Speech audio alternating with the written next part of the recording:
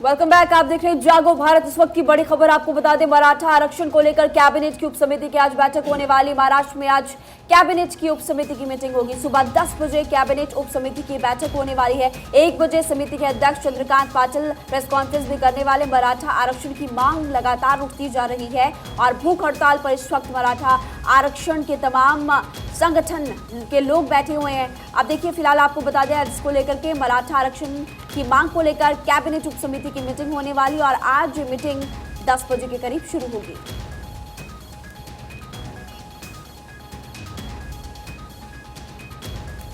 एक बजे समिति के अध्यक्ष चंद्रकांत पाटिल प्रेस कॉन्फ्रेंस भी करने वाले हैं। हालांकि उप समिति की इस बैठक पर सभी की नजर रहेगी कि क्या आज इस मीटिंग में कोई बड़ा फैसला आ सकता है।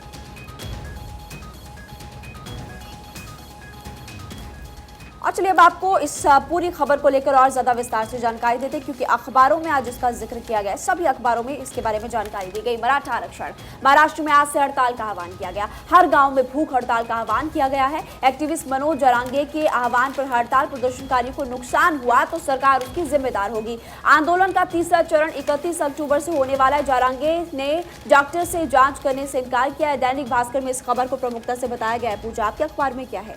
अब देखिए, अगर बात करें अखबारों की तो फिलहाल जिक्र किया जा रहा है जो उप समिति का गठन हुआ था। उप समिति अब आगे क्या कदम उठाने वाली है, किस तरीके से इस पर आगे बढ़ा जाएगा, क्योंकि हम देखिए लगभग पिछले अगर एक हफ्ते से अपने इसी कार्यक्रम की बात करें जिसमें हम भारत को बताने के लिए आते हैं कि इस वक्त क्या खबरें चल रही हैं जो आपसे जुड़ी, इसी तौर पर जिनका सरोकार आपसे है। इसमें मराठा आंदोलन की अगर बात करते हैं, देखिए मराठाओं का जो आंदोलन है वो एक बार फिर से तेजी से आगे बढ़ता हुआ नजर आ रहा है। इससे पहले भी आपने आंदोलन की तस्वीरें देखी थी और अब एक बार फिर से आंदोलन बढ़ रहा है तो सरकार आश्वस्त कर रही है कि हम इस पर फैसला लेंगे और विपक्षी पार्टी सरकार को घेर रही है कि वादा किया है तो निभाओ तुम। और इसी के साथ में देखिए, क्योंकि न्यूज़पेपर के हेडलाइंस का लगातार हम जिक्र कर रहे हैं, इस वक्त राजस्थान पत्रिका मेरे हाथ में और उसमें देखिए मराठा आरक्षण के समर्थन में शिंदे गुट के सांसद हेमंत का इस्तीफा सामने आ चुका है और कहा गया है उनकी तरफ से सीएम ने किया था वादा पर अभी तक घोषणा नहीं की और जिसके बाद में इस्तीफा दिया गया है। देखिए, शिंदे गुट के सांसद ने इस्तीफा दे दिया है। शिंदे गुट के सांसद हेमंत पाटिल ने इस्तीफा दिया है। सीएम ने वादा किया था लेकिन अभी तक पूरा नहीं किया है। सीएम शिंदे ने मराठा आरक्षण का भरोसा दिया था और देखिए, क्योंकि लगातार इस बात का जिक्र हो रहा है और इसी बीच में देखिए बड़ी जानकारी यही है कि मराठा आरक्षण के समर्थन में शिंदे गुट के सांसद ने अब इस पूरे मामले को लेकर के इस्तीफा भी दे दिया। यानी कि सरकार इस वक्त आयुषी घिरती हुई फिलहाल तो नजर आ रही है, लेकिन अब देखना होगा क्या इस पूरे मामले को लेकर कोई बड़ा फैसला होता है या फिर नहीं। आगे बिल्कुल देखने वाली बात होगी कि क्या फैसला सामने आता है। खैर आगे बढ़ते हैं और आपको बता दें, चुनावी बॉन्ड की वैधता पर भी होगी सुनवाई। सुप्रीम कोर्ट की 5 जजों की पीठ सुनवाई करेगी इस मामले पर। 4 जनहित आपको बता दें कि याचिकाएं लंबित है और ऐसे में अमर उजाला के हवाले से एक खबर सामने आ रही है। पूजा, देखिए, इस खबर को भी कल हम बता रहे थे, चुनावी बॉन्ड की जब खबर की बात आ रही थी और सुप्रीम कोर्ट की 5 जजों की जो पीठ है वो सुनवाई करेगी। इस मामले पर 4 जनहित याचिकाएं जो है वो लंबित हैं और इसी को लेकर मामले पर सुनवाई लगातार जारी है। सुप्रीम कोर्ट की 5 जजों की संवैधानिक पीठ जो है वो इस पूरे मामले को लेकर सुनवाई कर रही है। चुनावी बॉन्ड की बात हो रही है, चुनावी बॉन्ड की वैधता पर यह लगातार सुनवाई चल रही है, जिसमें अब फैसला सुप्रीम कोर्ट की संवैधानिक पीठ पर टिका हुआ है। 5 जजों की जो संवैधानिक पीठ है वो इस पूरे मामले को लेकर सुनवाई कर रही है। अभी तक कई अलग अलग पहलू सामने आ चुके हैं और अगली खबर का रुख कर लेते हैं। राज्यपाल पुरोहित के खिलाफ सुप्रीम कोर्ट पहुंची मान सरकार। आज सुप्रीम कोर्ट में हो सकती है सुनवाई। विधेयकों को मंजूरी ना देने का मामला है। गवर्नर ने 3 विधेयकों को मंजूरी नहीं दी। राज्यपाल के पास लंबित है कई विधेयक। ये अमर उजाला की खबर है जिसका जिक्र भी कर रहे हैं। देखिए, विधेयकों को मंजूरी ना देने का मामला है। राज्यपाल पुरोहित के खिलाफ सुप्रीम कोर्ट पहुंची है मान सरकार।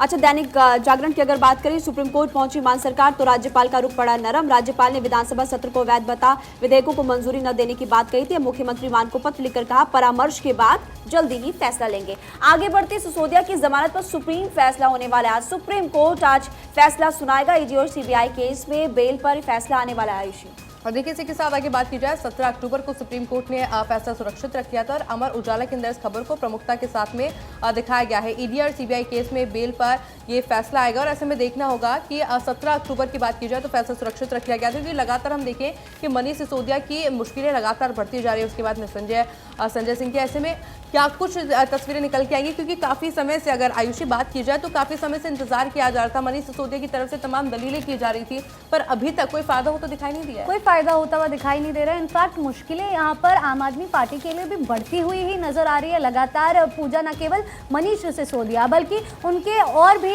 मंत्री है और भी नेता है जो इस पूरे जो एक कह सकते हैं कि चक्रव्यूह यहाँ पर बना हुआ है आम आदमी पार्टी के लिए, उसके अंदर घिरते हुए नजर आ रहे हैं। देखिए जाहिर सी बात है, ये वो नेता हैं जो पार्टी के लिए मजबूती से काम करते थे, पार्टी के मजबूती से पक्ष रखते थे। और डिप्टी सीएम मनीष सिसोदिया, संजय सिंह सांसद राज्यसभा, जहां वो हमेशा बीजेपी पर हमलावर रहते थे। अभी की अगर बात करते हैं, देखिए अभी हम देख रहे हैं कि कहीं से राहत मिलती हुई नजर नहीं आ रही है। ना मनीष सिसोदिया को राहत मिलती नजर आ रही है और ना ही संजय सिंह को राहत मिलती नजर आ रही है। शराब घोटाला मामले में इनके नेता घिरे हुए नजर आ रहे हैं, जिनसे लगातार पूछताछ चल रही है। और अब देखिए बात होगी दिल्ली के एलजी वीके सक्सेना की, जिन्होंने मंजूरी दी है सरकारी धन गबन मामले में मुकदमों को मंजूरी दी है। 10 पुलिस अफसरों पर मुकदमे की मंजूरी दी गई है। 2 करोड़ 44 लाख रुपए के सरकारी धन के गबन का ये पूरा मामला, जिसमें उन्होंने जांच को लेकर मंजूरी दे दी है। और चलिए इसी के साथ खबरों में आगे बढ़ेंगे और बात करेंगे गठबंधन की उलझन के बीच नीतीश का राजनीतिक संतुलन। एमपी में जेडीयू ने कांग्रेस के खिलाफ खड़े किए हैं प्रत्याशी, समाजवादी पार्टी के खिलाफ खड़े हैं उम्मीदवार, बीजेपी के सामने भी प्रत्याशी उतार दिए हैं। गठबंधन की उलझन के बीच नीतीश का राजनीतिक संतुलन अब देखने को मिल रहा है, क्योंकि देखिए तमाम पार्टियां अब चुनावी मैदान में उतर चुकी है। ऐसे के अंदर किसके सामने कौन खड़ा होगा, इसको लेकर के नीतीश सरकार फिलहाल पूरी तरह से अलर्ट नजर आ रही है। महिमा, बिल्कुल आपने सही कहा कि गठबंधन की जो उलझन है उसको सुलझाने की कोशिश यहाँ पर करते हुए फिलहाल नजर आए, संतुलन बैठाने की कोशिश फिलहाल करते हुए नजर आ रहे हैं। आगे बढ़ते राजस्थान से जुड़ी हुई आपको खबर बताते हैं, क्योंकि वैभव गहलोत आज जा सकते हैं ईडी दफ्तर। फेमा के तहत ईडी ने समन जारी किया, दिल्ली में ईडी दफ्तर जा सकते हैं वैभव गहलोत। पहले 27 अक्टूबर को ईडी ने बुलाया था। वैभव गहलोत ने आज तक का समय मांगा था। और फिलहाल आपको बता दें कि इसको लेकर के उनके पिता यानी कि सीएम अशोक गहलोत ने भी ट्वीट किया था और जमकर सरकार को आड़े हाथों लिया था। और इसी के साथ आगे बढ़ते हुए आपको बता दें, श्रीनगर में आतंकी हमले में पुलिसकर्मी शहीद। ईदगाह इलाके में आतंकियों ने गोली मारी, आतंकी संगठन टीआरएफ ने ली हमले की जिम्मेदारी। दुखद खबर सामने और अखबारों में भी इस खबर का जिक्र हुआ है। दैनिक जागरण मेरे पास है, फ्रंट पेज की ये खबर है। हेडलाइन पढ़ के मैं आपको बता देती हूँ कि क्रिकेट खेल रहे इंस्पेक्टर को आतंकियों ने मारी गोली।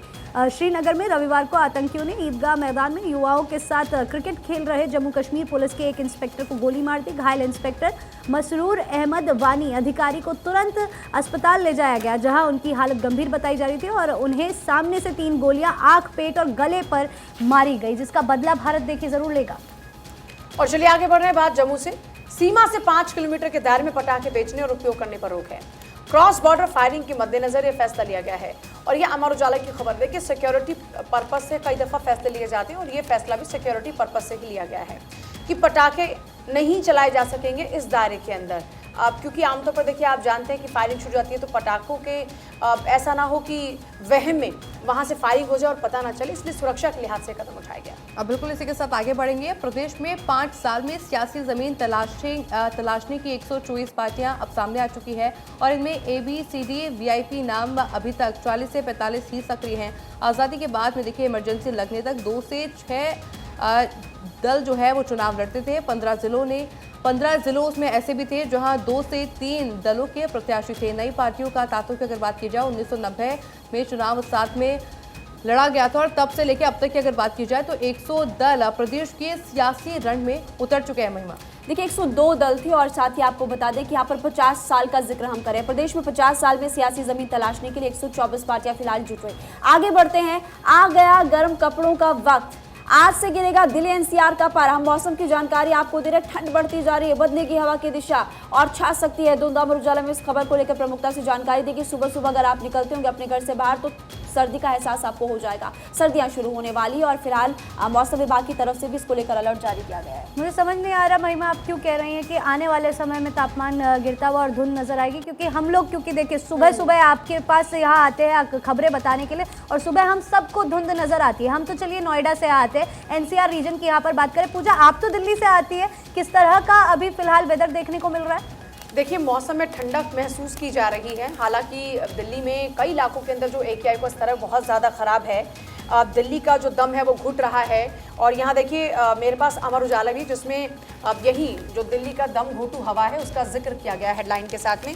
और हेडलाइन दी गई है, प्रदूषण से और घुटा दिल्ली का दम। तो स्मॉग है कई इलाकों के अंदर लेकिन जिस तरह से मैं जिस रूट से आ रही हूँ वहाँ पर हो सकता है कि रेजिडेंशियल एरिया बहुत ज़्यादा है, कवर्ड है, तो वो स्मॉग का प्रभाव वहाँ पर थोड़ा कम नजर आ रहा है। और चलिए इसी के साथ आगे बढ़ते हैं। अगली बड़ी खबर का रुख करते हुए आपको बता दें कि प्रदूषण फैलाने वाला एक और खतरनाक स्रोत मिला है। वैज्ञानिकों की चिंता और ज्यादा बढ़ गई है। पहली बार धातु मिश्रित आपको बता दें कि सल्फ्यूरिक एसिड कण मिले हैं।